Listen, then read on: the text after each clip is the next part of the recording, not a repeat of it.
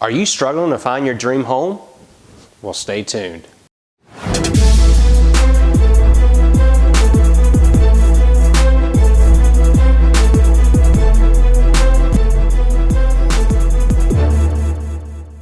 Hey everybody, I'm David Jansen, and if you've been struggling to find your dream home, well, today we're going to discuss the #1 reason it's been difficult for you.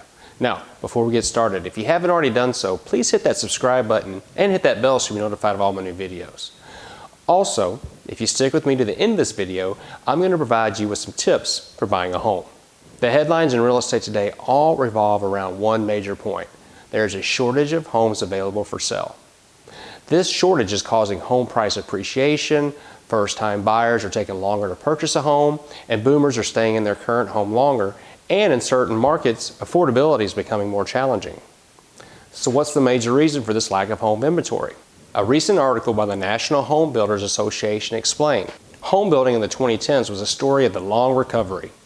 And after the Great Recession, the number of home builders declined significantly, and housing production was unable to meet buyer demands.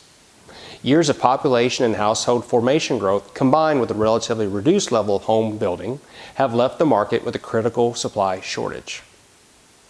Here are the single-family home construction starts by decade for the last 6 decades. Obviously, there's a current shortage of homes for sale because not enough homes were built over the last 10 years.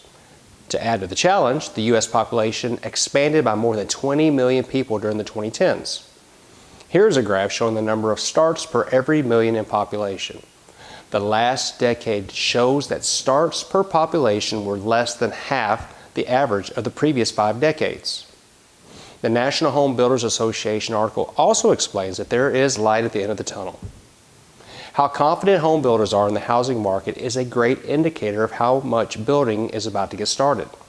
The National Home Builders Association Wells Fargo Housing Market Index gauges builders' perception of current single-family home sales and sales expectation for the next 6 months as either good, fair, or poor.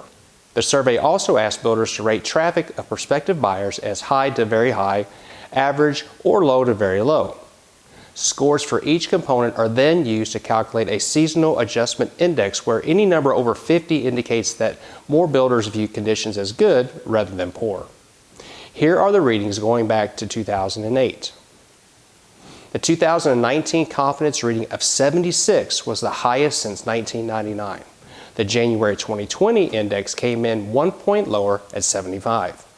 These readings indicate we should see an increase in new residential construction in 2020. Just last week, the National Home Builders Association chairman stated, low inventory rates and a healthy labor market combined with the need for additional inventory are setting the stage for future home building gains in 2020. The increase in housing starts has already begun. According to the January report from the U.S. Census Bureau and the U.S. Department of Housing and Urban Development, single-family housing starts were up 11.2% and attained the highest level in the last 13 years. The bottom line is this, whether you're a first-time buyer or a seller thinking of moving up or down, 2020 could be your year with more new construction homes coming to the market. Now, back at the beginning of this video, I promised to provide you with some tips for buying your home. You'll find that information down below. Once again, if you didn't get a chance to subscribe earlier, please do so now, and we'll catch you on the next video.